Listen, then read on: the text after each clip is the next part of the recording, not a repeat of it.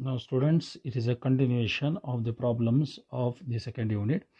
Density of the sea water is given under rho ide density andre pressure on the fish at a depth andaga height ide h kotar. Okay, then pressure is 2. So solution, so pressure is equal to h into rho into g. h ಎಷ್ಟೈತ್ರಿ 20 meters ಐತಿ into rho ಎಷ್ಟೈತಿ 1020.5 kg. ಆಮೇಲೆ ಇವೆರಡು S ಐದಾಗಿರೋದಕ್ಕೆ G ಏನಂತ ತಗೋಬೇಕು 9.8. that comes to the calculation of 20018 Newton per meter square. See the answer, 20018 Newton per meter square is the answer. Now let us come for this cylinder. A cylinder 20 centimeter high and 115 square centimeter increases, okay, in cross section is filled with water. Thrust exerted on the bottom of the beaker. 20 centimeter high pressure is the pressure hakyara, okay, and 15 centimeter in cross section area. Okay, so we have to find out the thrust. Now understood this student, pressure is equal to thrust upon area. So thrust is equal to pressure into area. Pressure ಅಂದ್ರೆ ಏನ್ರಿ formula h rho g into area.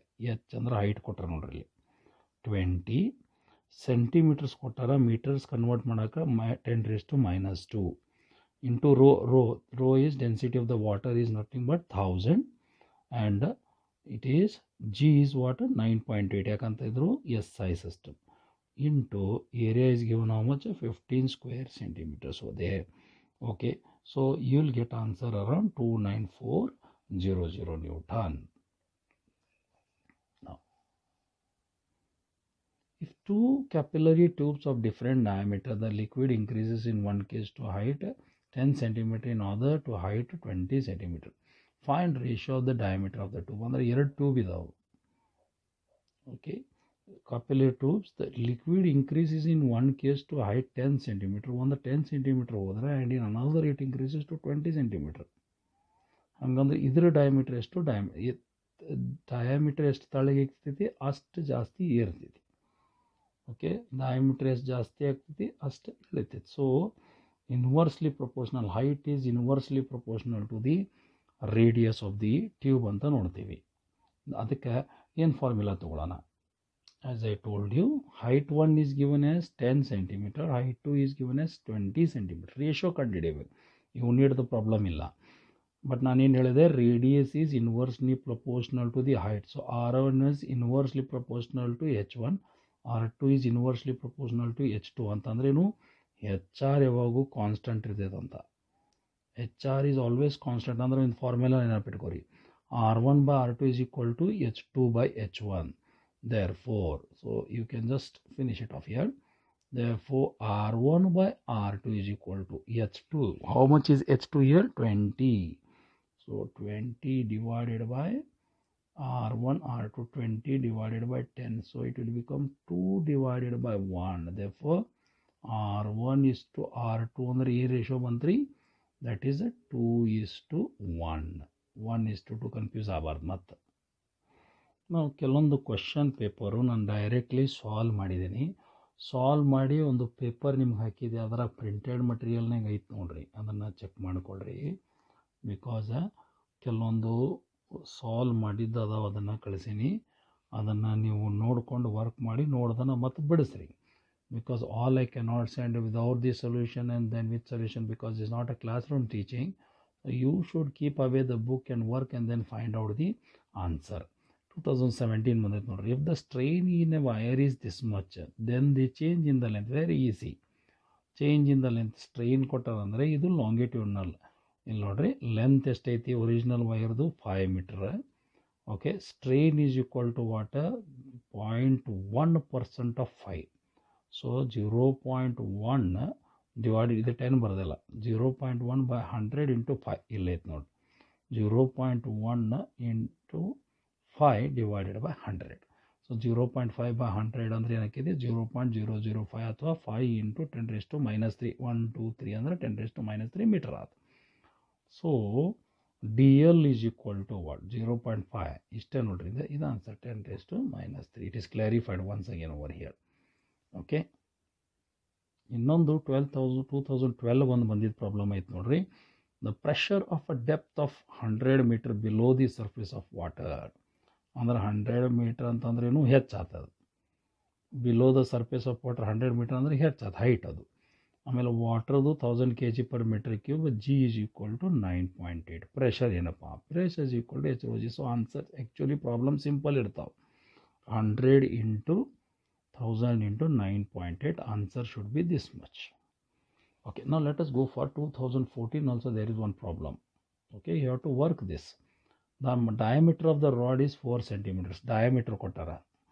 The stress acting on the rod is this much. Stress ಕೊಟ್ಟಾರ. So stress ಆಯ್ತು ನೋಡ್ರಿ, stress ಕೊಟ್ಟಾರೆ. Okay, the force is what? Stress ಅಂದ್ರೆ force upon area. So force upon area ಅಂದ್ರೆ ಏನಾಕೈತದು? Force upon area ಅಂದ್ರೆ πr² of the wire. Cross sectional area of the wire ಏನಾಗ್ತೈತಿ? πr². ಈಗ stress ಕೊಟ್ಟಾರ, so stress ಹಾಕಿದ್ದೀವಿ equal to force upon π ಐತಿ, R ಕೊಟ್ಟಾರ. ಈಗ ನೋಡ್ರಿ ಇಲ್ಲಿ ಏನಾಗ್ತದೆ, ಆರ್ ಅಂದರೆ ರೇಡಿಯಸ್ ಆಗ್ತದೆ. ಓಕೆ, ಸೊ ರೇಡಿಯಸ್ ಇಲ್ಲಿ ಏನಾಗ್ತೈತಿ? ಇದು ಡಯಾಮೀಟರ್, ಇದು ಪೂರ್ತಿ ಡಯಾಮೀಟರ್, ರೇಡಿಯಸ್ ಹಾಫ್ ಇರ್ತೈತಿ. ಸೊ 2 ಆಗ್ತೈತಿ ಇಲ್ಲಿ. ಸೊ 640 ಇಂಟು π ಇದು ಮೇಲೆ ಹೋಗ್ತೈತಿ multiplication. F is equal to this into this. So π into r². So 640 into π into r ಅಂದರೆ ಎಷ್ಟು ರೀ? ಹಾಫ್. ಅದ ಹೇಳಿದೆ 4 ಡಯಾಮೀಟರ್ ಆದರೆ 2 ಬರ್ತದೆ. 2² ಅಂದರೆ 4 ಅದ್ರ. 640 into 4 is 2560 π_dynes. 2560 π_dynes. 2015 one problem is thrust on the bottom of the container having a base area of 20 meters square filled with water to a height of 3 meter. ನೋಡಿ, thrust, pressure, area ಅಷ್ಟೇ simple ಫಾರ್ಮುಲಾದಾಗ ಬರ್ತೈತೆ. Pressure is equal to thrust upon area ಬಂತು. P is equal to HρG. So P ಬದಲಿ HρG ಬರೆದ್ವಿ, thrust upon area. therefore thrust is equal to what? Pressure into area. Pressure ಅಂದರೆ ಏನೈತಿ ಇಲ್ಲಿ? HρG ಐತಿ. ಎದಕ್ಕೆ ಇದನ್ನು ಯಾವಾಗ ಹಾಕ್ಕೋಬೇಕು? ಪ್ರೆಷರ್ ಡೈರೆಕ್ಟ್ಲಿ ಕೊಡಲಿಲ್ಲ ಅಂದರೆ ಹೈಟು ಡೆನ್ಸಿಟಿ ಕೊಟ್ಟರೆ ಇದನ್ನು ಹಾಕ್ಕೊಳ್ಬೇಕು. ಸೊ ಹೈಟ್ ಕೊಟ್ಟಿದ್ದಾರೆ ಇಲ್ಲಿ. Height is how much? ಸೀದಾ ಹೈಟ್ ಡೆಪ್ತ್ ಅಂತ ಕೊಡ್ತಾರೆ ಅಥವಾ ಹೈಟ್ ಅಂತ ಕೊಡ್ತಾರೆ. Okay, height 3 meters. So 3 into ಇದು ರೋ ನಮಗೆ ಗೊತ್ತಿರಬೇಕು. ವಾಟರ್ದು ಯಾವಾಗಲೂ 1000 ಬರುತ್ತೆ. 1000 ಇಂಟು 10 ಕೊಟ್ಟಾರಿ. 9.8 ತೊಗೋಬಾರ್ದು ಇಲ್ಲಿ. G ನೋಡ್ರಿ ಕೊಟ್ಟಾರೆ ಇಲ್ಲಿ. It is given 10 into 20. So when you say 6 into 10⁵. Now you also have in 2016 one problem. Okay, so here you see viscosity ಮೇಲೆ ಒಂದು ಪ್ರಾಬ್ಲಮ್ ಐತೆ. ವಿಸ್ಕಾಸಿಟಿ ಆಫ್, ಇಲ್ಲಿ ಒಂದು ಇಂಪಾರ್ಟೆಂಟ್ ನೋಟ್ ಮಾಡ್ಕೊಳ್ರಿ, ಸ್ಟ್ಯಾಂಡರ್ಡ್ ಇದು. Viscosity of water at 20 degrees ಕೊಡ್ತಾರೆ. Direct question is about 1. It depends on the temperature. ಈಗ thrust on the bottom of the container having a base area of 10 meters square filled with the water of height. ಮತ್ತು same ಐತೆ ನೋಡ್ರಿ. Pressure, thrust, area ಮೂರ ರಿಲೇಷನ್ಶಿಪ್ನಾಗ ಬರ್ತದೆ. So thrust is equal to pressure into area HρG into A. Same thing 6 into 1000 into 9.8 into 10. So you can multiply and find out the answer over there. So this is thing. ಮತ್ತು ಈಗ 2018-19 paper ಎರಡು ಬಡಿಸ್ಬೇಕಾಗೈತಿ. So we can do it later on. You practise this much, we can do it later on. But students, there are few things that I want to tell you. Now I have given you a paper in that trigonometry and matrices. That paper had belonged to some student who had already marked some answers which were wrong. So don't think that I have done it. Anyway, some human errors are there. It's okay, but ಈಗ ನಾನು solve ಮಾಡಿ ಕಳಿಸಿದ್ದೀನಿ already. ಅದನ್ನು ನೋಡಿ ನಿಮ್ಮ answer correct ಐತಿಲ್ಲೋ ನೋಡ್ಕೊಳ್ರಿ. Okay, in fact answer ಸಂಬಂಧ ಹೊಡೆದಾಡಬಾರ್ದು, ನಿಮಗೆ ಗೊತ್ತಾಯ್ತೋ ಇಲ್ಲೋ ಅಂತೇಳಿ ಪ್ರಾಕ್ಟೀಸ್ ಮಾಡಬೇಕು. So many problems are there just for the practice. ಕೆಲವೊಮ್ಮೆ ನಿಮಗೆ ರಿಪೀಟ್ ಆಗ್ಯಾವ ಪ್ರಾಬ್ಲಮ್ಸ್. ರಿಪೀಟ್ ಹೇಗಂದರೆ ಮೋಸ್ಟ್ ಇಂಪಾರ್ಟೆಂಟ್ ಪ್ರಾಬ್ಲಮ್ ರಿಪೀಟ್ ಮಾಡಿರ್ತೀನಿ. ಕಂಟಿನ್ಯೂಸ್ ರಿಪೀಟ್ ಮಾಡಿದರೆ ನಿಮ್ಗೆ ನೆನಪಾಗಬೇಕು ಹಿಂದಕ್ಕೆ ಏನು ಆನ್ಸರ್ ಬಂದಿತ್ತು. That is actually the way the method that you should practice.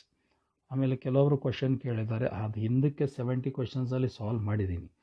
So same thing questions are there, I have given is repeated ಅಂತೇಳಿ. ಹಿಂದಕ್ಕೆ ನೋಡ್ರಿ, ಹಿಂದೆ ಮುಂದೆ ಮಾಡ್ಕೊಂಡು ಅದನ್ನು ಪ್ರಾಕ್ಟೀಸ್ ಮಾಡ್ಕೊಂಡು ಹೋಗಬೇಕು. Okay, so here we are finishing up with the second lesson also.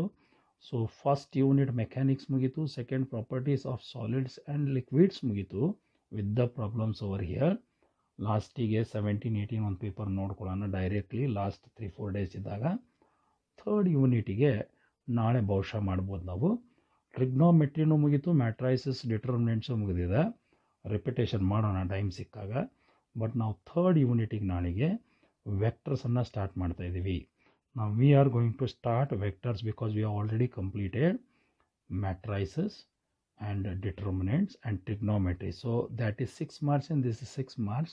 12 marks is over. Now 3 marks will be vectors, which will cover around 2 or 3 days it will be covering, because it is an easy portion that we have. Now henceforth about few days there will be easy portion for around 10 marks that will cover around 50% by 25th, I hope so. ಆಮೇಲಿಂದ ನಿಮಗೆ differentiation integration ಬರ್ತದೆ. Integration ಡಿಫ್ರೆನ್ಸಿಯೇಷನ್ಗೆ ಮುಂಚೆ trigonometry ಒಂದು 4 ಸಲ ಮಾಡಿರಬೇಕು, because those problems, those formulas are used there very constantly over there. Okay, frequently we are using the formulas over there. Those constants you have to learn and all the formulas you have to learn, and do one thing, the differentiation formula, integration formula also you start learning, so that it will be easy for me to cover after 25th. And some students has a doubt that whether I will complete the portion or not. There is no doubt. By 5th or maximum 6th we will be completing, including the technical subjects. Okay, difficulties mathematics I know, so I am taking up lots of problems so that it will become practice. ಎಲ್ಲಾದರೂ ತಪ್ಪಾದರೆ ತಪ್ಪಾಯಿತು ಅಂತೇಳಿ ಅಲ್ಲಿ ಇಲ್ಲಿ ಹೇಳ್ಕೊಂಡು ಅಡ್ಡಾಡೋದು ಬೇಡ. Human error ಇರ್ತವೆ. ತಪ್ಪಾದರೆ ತಪ್ಪಾಯಿತು ಅಂತ ಹೇಳ್ರಿ. ಒಂದು ವೇಳೆ ತಪ್ಪಿದರೆ ನಾನು ಅದನ್ನು ವರ್ಕ್ ಮಾಡ್ತೀನಿ, ಕರೆಕ್ಟ್ ಇದ್ದರೆ ಕರೆಕ್ಟ್ ಇದೆ ಅಂತ ಹೇಳ್ತೀನಿ, ತಪ್ಪಿದರೆ ಸರಿ ಮಾಡಿ ಮತ್ತೊಮ್ಮೆ ಪೋಸ್ಟ್ ಮಾಡಿರ್ತೀನಿ. So some problems 1%, 2% errors will be there. Okay, so work it out. So let's go tomorrow for the third unit of the mathematics vectors and the third unit of the science, that is heat and properties of gases.